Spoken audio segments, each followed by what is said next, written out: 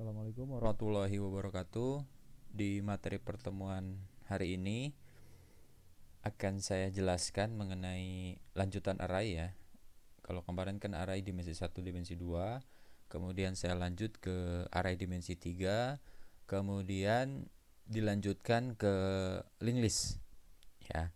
Linked list kalau misalnya Anda lihat di slide itu kan ada linked list awal, kemudian ada link list lanjutan. Mudah-mudahan bisa selesai di video penjelasan hari ini.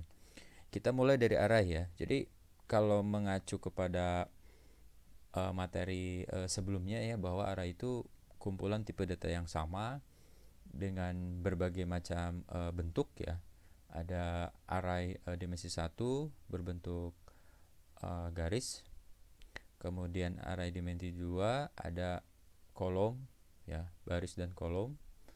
Kemudian array dimensi 3 ini penggambaran logikanya seperti bentuk ruang ya.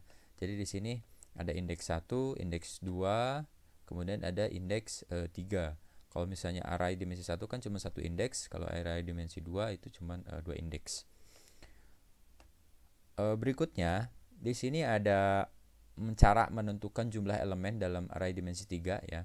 Di sini ada sigma perkalian dari statement sebelumnya. Ada indeks array. Contoh misalnya di sini ada suatu array X dideklarasikan A ya. Ada 3 kurung siku 4 kurung siku 2. Maka jumlah elemen array dimensi 3 ya tinggal dikali ya, 3 kali 4 terus hasilnya dikali 2, hasilnya 24. Ini untuk melihat jumlah elemen dari dimensi 3. Berikutnya, kalau untuk pemetaan atau mapping array dimensi 3 ke storage, ini ada rumusnya ya. Ini rumusnya mirip dengan dimensi 2, Anda tinggal dimasukkan aja ke rumusnya ya. Di sini suatu array dideklarasikan sebagai berikut, ada integer array, integer A 243, alamat awal indeksnya 0 ya, karena array itu kan indeksnya 0 atau subscript ya. Jadi kalau misalnya Anda kemarin melihat video sampai selesai ya, karena gini, kalau Anda yang mendengarkan suara saya, melihat video penjelasan dari saya, kalau misalnya Anda tidak selesai lihat video penjelasan dari saya, sebenarnya tidak layak untuk absen sebenarnya ya. Ya ibaratnya kayak Anda masuk ke kelas, ketika pembelajaran offline Anda nggak masuk kelas ya tidak bisa absen. Jadi saya harap Anda bisa fair ya di sini. Kalau Anda tidak melihat video sampai selesai, itu tidak boleh absen ya. Tapi dengan cara saya nanti saya bisa tahu mana yang udah lihat video, mana yang belum gitu kan. Tapi saya nggak akan menegur lah. Saya pengen Anda bisa sadar dengan sendirinya gitu. Kalau sadar karena dipaksa, itu efeknya jadi uring-uringan. Mendingan sadar karena sendiri. Kalau sadar karena sendiri itu melangkahnya lebih ringan ya. Itu intermezzonya aja. Nah, indeks di array atau di istilahnya subscribe itu kan untuk melihat perbedaan, untuk melihat dari yang sama itu cara ngebedainnya gimana ya, dilihat dari indeks atau subscribe-nya. Ya, di sini berada di 0011 hexadesimal dan ukuran tipe integernya 2, tentukan berapa alamat arraynya. Ini untuk pemetaan atau mapping. Di sini sudah ada penyelesaiannya ya, tinggal dimasukkan aja hasilnya di sini. Di sini kan ada 38 desimal dikonversi ke 26 hexa ya, hasilnya 0037 ya. Ini tinggal dimasukin aja ke rumusnya. Nah, apakah di UTS ada? Mungkin saja ada ya, mungkin juga tidak ada ya. Tapi pada prinsipnya Anda minimal Anda paham, Anda mengerti cara menyelesaikan dari pemetaan atau mapping array dimensi 3 ya. Sini tinggal disesuaikan aja angkanya. Ini hitung-hitungan biasa aja. Paling yang membedakan ini konversinya aja ya. Kemarin kan di sistem bilangan sudah dijelaskan. Berikutnya ini contoh program array dimensi 3 ya. Jadi saya harap Anda juga bisa buat program array di sini dengan Python supaya ketika Anda belajar bahasa pemrograman Python kemudian dihubungkan dengan array itu ada buktinya, ada outputnya ya. Karena mungkin aja sebagian dari Anda ketika sudah mengikuti perkuliahan dengan saya di struktur data, ini agak-agak bingung. Ini tuh ngejelasin apa sebenarnya, bentuknya seperti apa, outputnya seperti apa. Nah, makanya harus sadar secepatnya bahwa struktur data itu nanti berhubungan dengan bahasa pemrograman. Ya, saya ulangi sekali lagi. Kalau Anda masih bingung dengan materi struktur data, harus sadar secepatnya bahwa struktur data itu pasti berhubungan dengan bahasa pemrograman. Kan sudah saya jelaskan di materi awal di struktur data bahwa struktur data plus logika algoritma jadilah program. Nah, program nanti jadi aplikasi, program itu nanti jadi software. Ya, ini kan sebagai dasarnya. Makanya kalau Anda nanti bikin sistem informasi dalam bentuk aplikasi, program, aplikasi atau software, itu dasarnya dari sini. Ya jangan aneh kalau misalnya Anda semester 5, semester 6 atau bahkan mungkin nanti semester 4 Anda masih bingung merancang sistem informasi, masih bingung memprogram karena mindsetnya belum dapat. Makanya Anda sekarang kalau misalnya masih bingung, bagus, berarti Anda sudah berusaha untuk berpikir, tinggal Anda dieksplor aja gitu. Makanya kalau Anda berbicara output dari struktur data, ya udah belajar bahasa pemrograman. Contohnya seperti yang di sini nih, ya. Kalau dikatakan tugas, ya bisa dikatakan seperti itu, ya. Artinya Anda kerjain aja sini ya. Jadi program array untuk multidimensi. Dikumpulinnya kapan Pak? Ya nantilah. Mungkin aja nanti saya tiba-tiba minta dikumpulin gitu. Ya artinya Anda harus kerjakan aja kayak kemarin kan. Tugas-tugas sebelumnya kerjain aja dulu. Kalau masalah kumpulin kapan deadline-nya dan sebagainya, ya nanti saya informasikan lagi.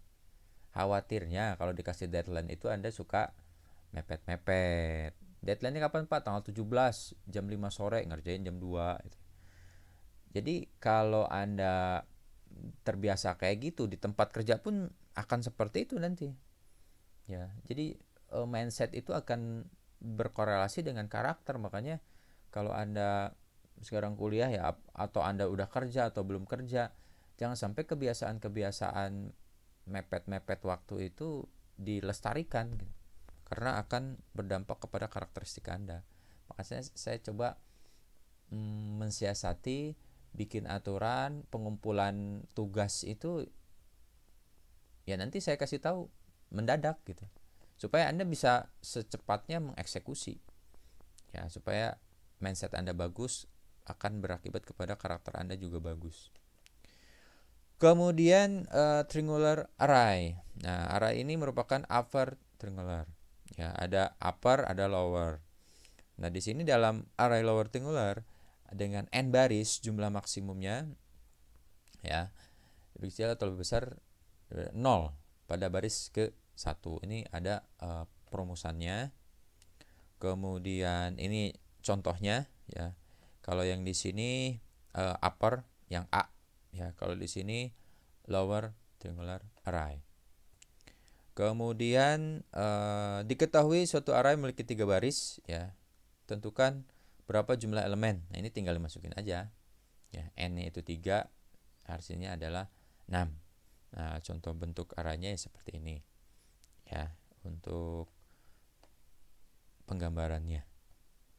Berikutnya di sini ada array upper triangular sama array lower triangular dengan order yang sama. Nah, artinya di sini digabungkan ya antara upper sama lower. Di sini nanti jadi 3 kali 4 ya, artinya pemetaannya baris dan kolomnya sesuai dengan order, jumlah order ya. Ini tinggal digabungkan aja ya, di sini 7, 8, 11, 1, 9, 12. Nah, ini dari pemetaan di sini dari 2 upper dan lower. Berikutnya sparse array atau array jarang. Ya, jadi kalau Anda lihat di sini sangat banyak elemen nolnya. Ya, jadi tidak beraturan. Ini namanya sparse array atau array jarang. Ya, di sini kan duanya di ujung, dua di ujung, di sini 0, di sini 0, satunya di sini. Jadi nggak beraturan, ya, nggak beraturan. Kalau Anda pelajari di logika algoritma atau di array-array sebelumnya itu kan rata-rata arahnya itu beraturan. Ya, beraturan. Kalau di sini arahnya tidak beraturan atau arah jarang. Oke, nah ini juga sama nih, ada latihan ya, Anda bisa kerjakan. Ya, Anda bisa kerjakan. Dikumpulkan nggak Pak? Kerjakan dulu aja. Jangan banyak berpikir dikumpulkan atau tidak. Kalau saya bilang nggak dikumpulin, nanti nggak dikerjain. Kalau saya bilang dikerjain, dikasih deadline waktunya mepet-mepet. Itu sebagian mahasiswa sih, tapi saya yakin kalau Anda di sini tidak seperti itu, ya. Tapi memang kalau ada latihan langsung dikerjakan dengan baik. Oke, kita lanjut ke materi pertemuan keempat. Ya, tadi array, sekarang linked list. Ya, bukan linked list tapi linked list. Nah, linked list ini ada 2 materi nih. Ya, ada 2 materi nih. Nah, ada linked list yang awal materi keempat, kemudian linked list yang kedua linked list lanjutan. Nah, mungkin kalau Anda membanding-bandingkan ya, mungkin Anda punya teman di kelas lain, kok yang Pak Eka lambat banget ya materinya, ini kelas lain kok udah nyampe linked list dan sebagainya. Ya nggak apa-apa, yang penting nanti UTS sudah dipelajarin semuanya. Ya, jadi jangan membanding-bandingkan strategi tiap dosen punya strategi masing-masing. Kalau saya strateginya biar lambat asal selamat, ya, atau biar cepat asal selamat. Tapi kalau ngomongin materi yang nggak bisa dicepat-cepat, makanya di durasi video nggak ada kan yang durasinya 10 menit 15 menit gitu ya, karena ya memang sangat sulit kalau belajar struktur data ya, pada khususnya saya ngomongin hal-hal yang umum gitu. Yang detail aja masih ada yang bingung, apalagi yang umum. Nah, ya mudah-mudahan ketika saya jelaskan secara detail masih bingung juga, ya berarti itu warning bahwa Anda harus explore, harus diskusi, harus nanya. Oke, kita coba jelaskan ya. Bukan dicoba sih, memang harus dijelaskan. Linked list, bagaimana linked list menyimpan data? Ya, linked list ini berbeda dengan array. Linked list tidak menyimpan data di lokasi memori yang berdekatan. Ya, ini kalau Anda baca di slide, ini agak-agak membosankan gitu kalau Anda mendengarkan penjelasan dari saya ya. Makanya kalau di slide ini jadi bahan acuan untuk output. Artinya untuk output itu untuk ke bahasa pemrogramannya. Nanti saya akan liatin videonya, visualisasinya, supaya ada gambaran gitu. Bagaimana linked list ini bekerja, bagaimana array itu bekerja, jika dibandingkan array dengan linked list itu seperti apa. Mudah-mudahan ada penggambaran. Meskipun mungkin masih pada buram ya, nggak apa-apa. Ya. Nah, kita coba ikutin dulu dari ini slide ya. Linked list merupakan struktur data dinamis yang paling sederhana. Linked list atau struktur berkait atau senarai berantai, suatu kumpulan komponen yang disusun secara berurutan. Nah, ini saya ulang. Suatu kumpulan komponen yang disusun secara berurutan dengan bantuan pointer. Linked list atau senarai berantai disebut sebagai senarai satu arah, one way list. Masing-masing komponen dinamakan dengan simpul atau node. Ya. Jadi persamaan antara array dengan linked list, array itu kumpulan, linked list juga kumpulan. Tapi kalau array itu tidak mengenal pointer, ya, ada istilah lain yaitu indeks atau subscript, ya. Oke. Nah di sini setiap simpul linked list, oke kita ulang sini. Nah ini node-node-nya, ini alamat memorinya, ya, penggambaran seperti ini. Kemudian setiap simpul linked list ada dua bagian. Ada medan informasi, berisi informasi yang disimpan dan diolah. Yang kedua media penyambung atau link field. Ya. Oke. Nah, ini kira-kira penggambarannya seperti ini lah ya. Ada medan penyambung, ada medan informasi. Itu. Oke. Nah, seperti inilah penyajian link list di dalam memori ya, penyajian link list di dalam memori. Oke, kita coba beranjak kepada videonya. Nah, kita pelan-pelan aja nih. Array versus link list. Ya. Oke, ini bahasan nanti lah. Ya, ini stack, ini QQ, ini bahasan setelah ini. Ini intermezzo aja lah. Nah, ini tree juga sama. Ya, nanti saya jelaskan lah. Ya, jangan. Nah, oke. Sekarang link list itu ibaratnya seperti inilah. Dari Dublin, London, Paris, Praha, Roma. Jadi link list itu ibaratnya kayak, kalau nanti di ilustrasinya itu kayak kereta api gitu, saling berkaitan, ya, saling berantai. Ya, misalnya di sini di Dublin itu Irlandia ya, Irlandia ke Inggris, Paris, Praha itu Ceko, Italia, Roma. Artinya ini Anda bisa muter gitu ya di benua Eropa. Ibaratnya dari kota ke kota itu dekat, berantai. Ibaratnya kayak gitu. Ini ilustrasi awal lah, ilustrasi awal. Ya. Kemudian, nah contohnya nih ada daftar daftar apa nih? Daftar belanja ya, daftar belanja. Kemudian ada kontak kontak person, terus ada juga teman Anda di sosial media. Ya, ini mirip-mirip dengan konsepnya link list. Nah, ini kan di sosial media nih ya, itu banyak teman. Nah, kapan Anda menggunakan array, kapan Anda menggunakan link list. Ini ada perbedaannya. Kita pelan-pelan aja. Nah, apa fungsinya dari data terstruktur yang harus di list, kemudian berbicara ke speed, berbicara ke memori. Nah, di sini misalnya untuk gambaran dari kaitan antar data, antar kumpulan data. Nah, di sini ibaratnya array. Ya, array itu kan dimulai dari 0, 1, 2, 3, 4. Ya, berarti di sini kan untuk arraynya ada 5. Nah, ini penggambaran dari array. Ya, penggambaran dari array. Ini contohnya seperti ini. Saya yakin kalau untuk array Anda sudah ngerti, udah tahu. Ya, jadi di sini ada data-datanya yang tersimpan di array, dibedakan dari indeks atau subscriptnya. Oke. Jadi di dalam array ini tipe datanya harus sama ya, harus sama. Nah, ini ada misalnya di sini ada penambahan ya, ada penambahan. Nah, kalau digambarkan secara apple to apple ya, dibandingkan. Jadi kalau Anda membandingkan itu harus apple to apple. Harus kalau mau ngebandingin apel itu ya sama apel lagi gitu. Jangan ngebandingin apel dengan duren, ya beda lagi. Gitu ya. Kadang-kala di sosial media ya, ini intermezzo lagi nih. Kadang-kala kalau membandingkan itu tidak apple to apple, jadinya nggak objektif. Nah, kalau di sini link list dengan array ini digambarkan dengan apple to apple. Anda bisa lihat nih, kalau array itu tidak ada istilah pointer di sini. Ya, hanya kumpulan aja udah. Kalau di sini link list kan ada pointer di sini nih. Ya, ada panah. Ada panah ke kanan, ada panah ke kiri. Ini ilustrasinya seperti ini.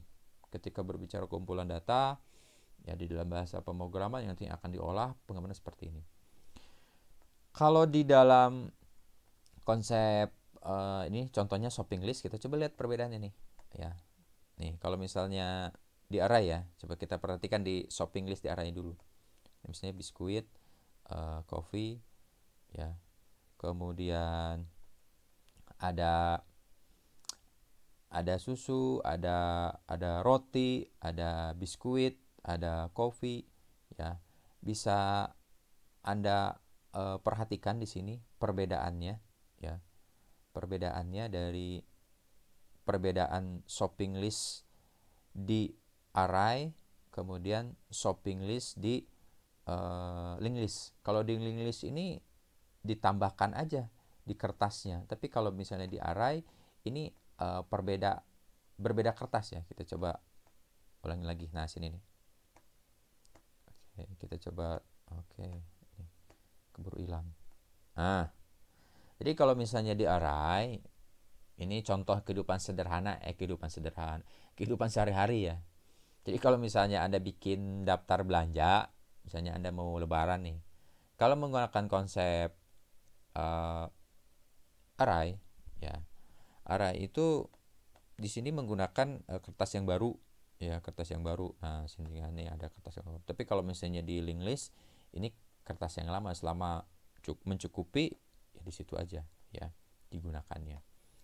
Kalau ini ilustrasi kehidupan sederhana lah, supaya kehidupan sehari-hari, supaya Anda bisa paham.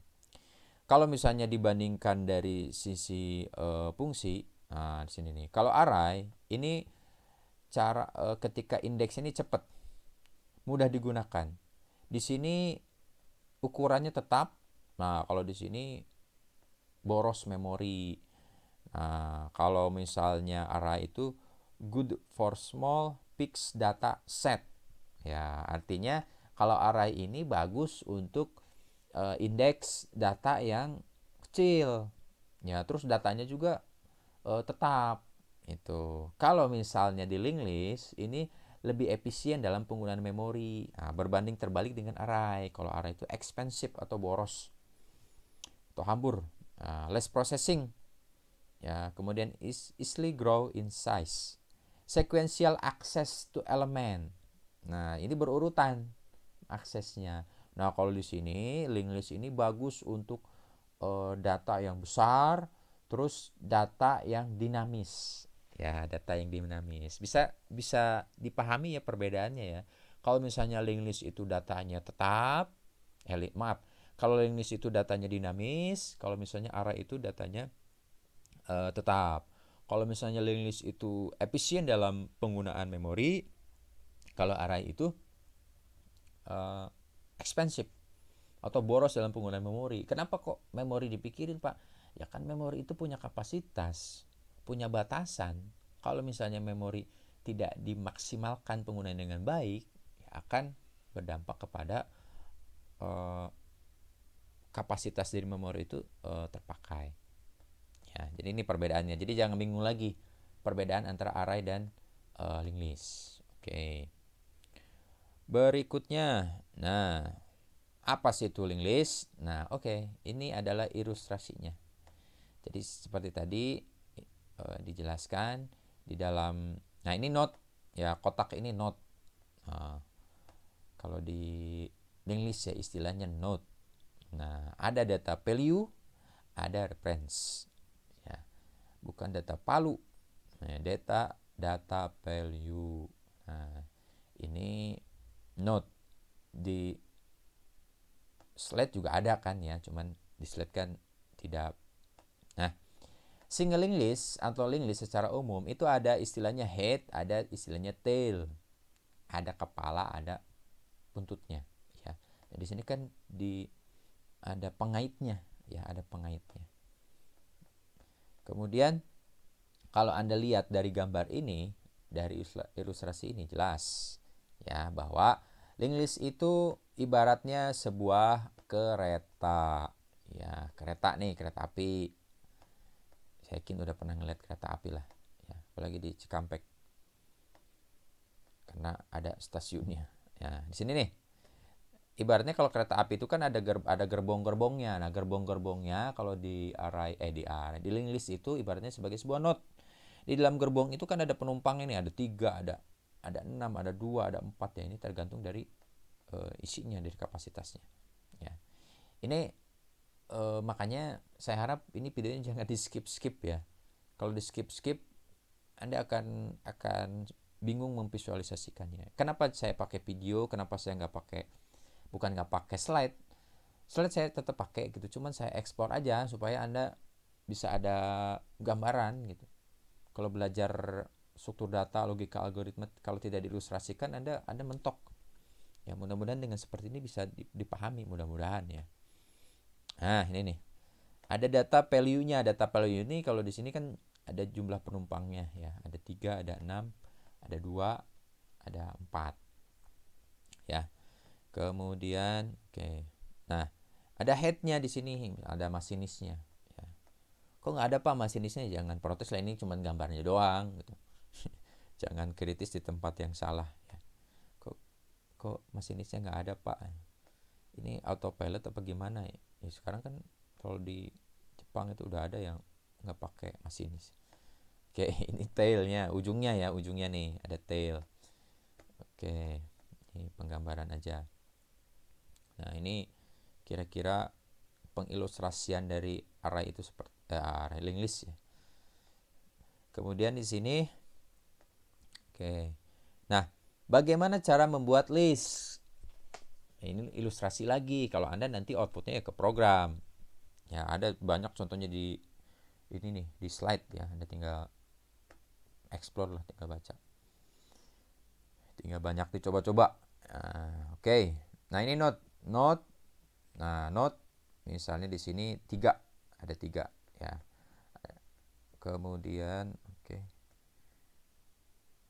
Ada note ya, note A, kemudian ada note B ya. Maksudnya isinya ya dari note tersebut. Kemudian note C, kemudian ada note D. Ada 4. Nah, kemudian dari note ini ya digabungkan ya. Kemudian note ini digabungkan tuh, bisa dilihat ya. Ada data value-nya sudah jelas ya, ibaratnya isi penumpang dari note tersebut. Nah, di sini ada set next B ya, artinya di sini digabungkan ya. Kemudian set next C ini digabungkan, ini juga sama. Nah, ini sudah membentuk linked list, tapi jangan lupa di sini ada head ya, headnya, kemudian di sini ada tailnya. Oke ya, ada head ada tail. Ini cara kira-kira berjalannya seperti inilah ya, kayak Thomas. Mungkin tahu ya, kartun di TV.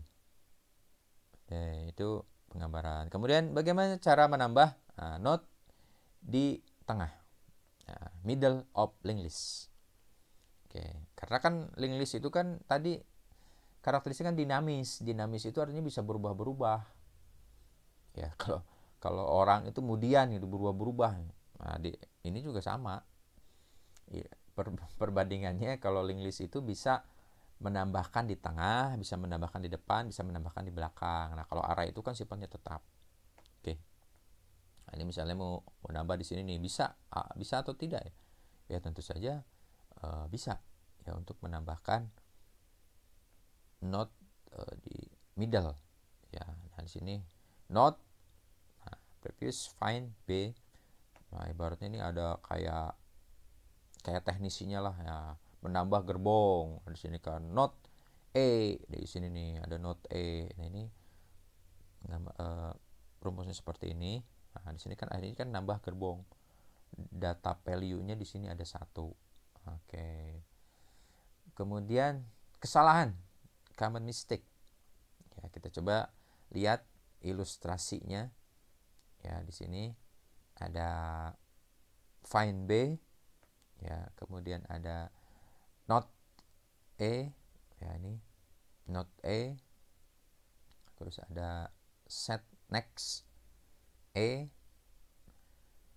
Nah, ditambah di tengah tapi yang lainnya dihapus. Nah, ini mistake atau kesalahan, jadi harus tetap. Kemudian menambah node di awal ya, nambah node di awal sama ilustrasinya dengan yang tadi ya, ada note A, B, C. Tapi kita coba menambah di sini note F ya, new note F. Nggak boleh ya, berarti untuk awalannya jadi berubah, bukan lagi note A tapi note F ya, F. bukan P tapi F. Nah, di sini untuk penambahan note. Nah, artinya di sini pun akan berubah juga tailnya, headnya ya. Kemudian menambah note di akhir juga bisa. Ya berarti nanti posisi tail atau buntutnya ini akan berubah, tidak lagi di posisi note D, tapi posisinya di note G. Nah, di sini untuk statementnya ya. Set next G. Oke. Ya, ini jadi bisa di tengah, di belakang atau di depan ya, sesuai dengan kebutuhan ya, kebutuhan. Karena kalau di linked list ini kan untuk data, kumpulan data yang besar gitu. Jadi kalau kumpulan data besar jangan sampai statis.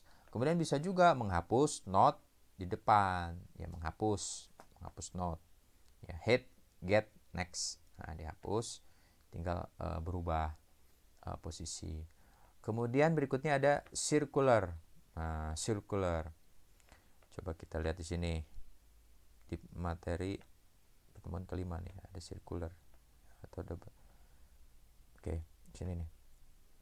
Nah, circular double linked list ini mendekati pemahaman linked list secara umum ya. Jadi kalau tadi kan single linked list kan cuma satu doang.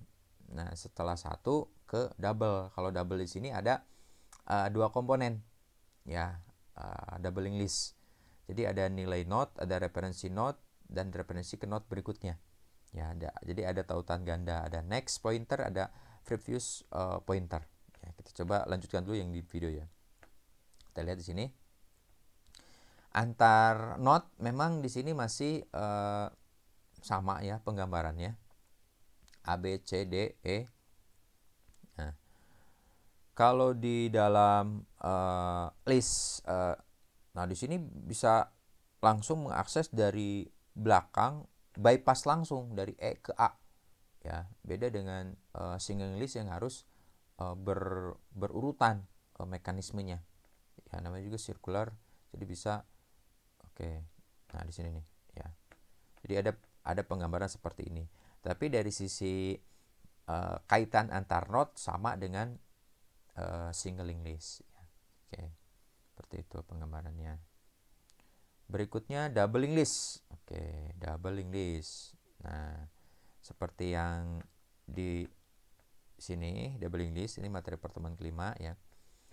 Double linked list, saya ulang nih. Start pointer, ada node-nya, ada next pointer, ada previous pointer. Jadi double linked list ini ya double dengan single beda ya. Ini saya tidak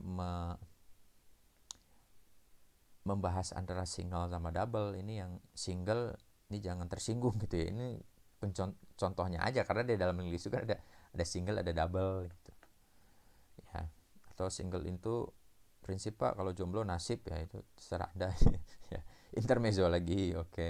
Nah, di sini pembuatan double linked list. Ini penggambarannya ini pakai kelas ya. Jadi ini udah ke statement pemrograman. Kita lanjut aja dulu ke sini supaya lebih mudah penggambarannya ya. Sini nih. Nah, double linked list kan sini nih. Nah, tuh kan ada dua sini.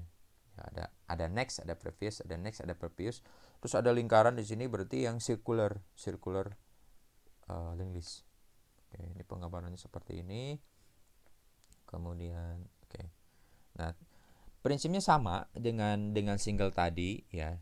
Artinya tiap node ini bisa saling berkaitan. Cuman di sini bisa lebih fleksibel lagi. Bisa previous, next. Ya, di sini ada two direction. Ibaratnya kalau gini deh. Kayak Anda jalan yang satu jalur sama jalan yang dua jalur itu kan berbeda ya. Kalau Anda dari Cikampek ke Purwakarta ya, lewat jalur biasa. Nah, itu kan dua arah ya. Tapi kalau misalnya Anda lewat jalan tol kan satu arah gitu, nggak ada yang berlawanan arah, kecuali mudik misalnya gitu kan. Karena macet Jadi dua arah, ilustrasinya kayak gitulah antara double sama single ya di dalam link list. Oke. Nah, di sini isinya sama juga, ada list, penambahan juga eh, prinsipnya sama ya antar single atau double di dalam link list. Nah, di sini nih ada penambahannya. Penambahan Jadi di sini not untuk, nah ini kan sama ya, tinggal pointernya ada next, ada frame ya, kayak gitu aja, prinsipnya sama aja untuk penambahan di single atau double. Nah, jadi untuk pemahaman link list seperti itu, bahwa link list itu seperti yang saya bilang yang ada di video ini sebagai kumpulan dataset yang tentu saja berbeda kegunaan dengan array ya. Kalau array itu tadi sudah jelas, kalau dari sisi penggunaan memori lebih boros, kalau di sini lebih simple karena memang bentuknya yang dinamis ya. Kalau Anda lihat di slide ini memang sudah ke statement semuanya ya. Jadi saya harap, nah ini kan statement semuanya nih ya. Saya harap ini bisa diimplementasikan ke bahasa pemrograman ya, ke bahasa pemrograman. Nah, di sini kan mampus elemen. Di sini ada if else. Nah, ini kan Anda sudah pelajari dulu di logika algoritma ya. Karena bahasa pemrograman apapun itu pasti ada cara berpikir di looping ya, atau percabangan. Ya, kalau misalnya looping kan ada while, ada do while. Kalau percabangan ada if, else, switch, case dan sebagainya. Nah, itu harus sering dipelajari, harus sering di. Nah, ini kalau untuk implementasi di sini ada kelas ya. Jadi kalau Anda lihat di channel YouTube saya itu kan ada video selain struktur data ya. Nah, itu boleh juga Anda lihat. Misalnya ngomongin kelas. Nah, ini sebenarnya bahasan semester, kalau anak akuntansi itu semester 3 atau 4 deh. Kalau anak sistem informasi nanti semester 3 ada di PSBO. Ya, di PSBO itu nggak apa-apa kalau Anda pengen lihat video di mata kuliah saya yang lain selain struktur data, nggak apa-apa. Ya, artinya ada penggambaran lah. Ya, penggambaran untuk Anda nanti next semester. Karena semakin tinggi semester Anda ya tentu saja tantangan semakin bukan semakin berat ya, semakin ada tantangan lah ya. Kalau hambatan nama juga hidup, kalau pasti ada tantangannya gitu. Pasti ada hambatannya, cuman jangan sampai hambatan itu menghentikan gerakan Anda. Justru hambatan itu dianggap tantangan yang harus diselesaikan. Ini kan implementasinya seperti ini. Ini kalau saya jelaskan waktunya akan lebih banyak lagi, makanya ketika Anda sudah mendengarkan penjelasan dari saya, Anda langsung eksekusi aja. Ya, ini kan sudah nih ada semuanya. Jadi pada prinsipnya array dengan linked list itu berbeda mindset ya. Nanti pun dengan stack berbeda mindset, dengan tree berbeda mindset. Yang penting Anda minimal gini aja lah. Kalau Anda masih bingung terhadap penjelasan saya dari awal perkuliahan struktur data sampai dengan hari ini, minimal Anda mindsetnya jelas dulu bahwa struktur data itu nanti implementasinya ke bahasa pemrograman. Kalau Anda masih susah juga belajar bahasa pemrograman, coba dilihat kebiasaan Anda belajar bahasa pemrograman, apakah seminggu sekali, apakah dipaksa dulu sama dosennya. Nah, itu pasti efeknya adalah Anda akan sulit memahami. Tapi kalau misalnya Anda punya inisiatif, Anda belajar 1 minggu 3 kali, 1 minggu 5 kali, nah itu saya yakin akan lebih mudah dipahami, apalagi sambil baca bukunya, lihat YouTube di channel yang lain, nanya diskusi ke teman yang lain atau diskusi ke kelasnya, itu alangkah lebih bagusnya. Karena sepintar-pintarnya mahasiswa kalau nggak mau diskusi, nggak mau nanya, ya sama aja, nggak akan berkembang ya. Nah, kemarin ada yang sempat nanya mengenai tugas project ya, tugas project. Nanti saya belum persiapkan, paling nanti di video berikutnya akan saya jelaskan ya. Artinya sebelum UTS itu saya akan coba sampaikan project-project apa aja yang nanti dipresentasikan di mata kuliah struktur data ya. Jadi yang penting sekarang siap-siap dulu aja. Kelompoknya siap-siap dulu. Anda belajar di codingnya sampai maksimal. Yang belum bisa coding, bergabunglah ke yang coding. Yang udah bisa coding jangan songong. Harus ngajarin temennya, diskusi dan sebagainya ya. Jadi seperti itu aja penjelasan dari saya. Sekali lagi saya sampaikan, jangan di skip. Kemudian kalau tidak lihat video, Anda harus fair. Anda tidak boleh absen ya. Karena itu berpengaruh kepada attitude. Ya, saya ingatkan bahwa di penonton awal kan sudah bilang, saya lebih menghargai attitude mahasiswa yang bagus meskipun masih perlu penanganan khusus. Artinya, Pak ini susah, Pak ini saya belum bisa, nggak apa-apa, yang penting punya kemauan dulu daripada yang pintar tapi tidak punya attitude yang bagus. Ya, jadi attitude yang bagus, kemauan belajar yang oke, itulah yang akan saya nilai secara maksimal. Lebih bagus lagi ya Anda bisa memahami dengan baik, attitude, wah itu double jempol oleh saya ya. Jika ada yang kurang jelas atau mau disampaikan, boleh nanti disampaikan di WA group. Mohon maaf jika ada kata yang kurang tepat. Saya tutup penjelasan materi ini, materi array dan linked list. Jadi sampai pertemuan kelima. Assalamualaikum warahmatullahi wabarakatuh.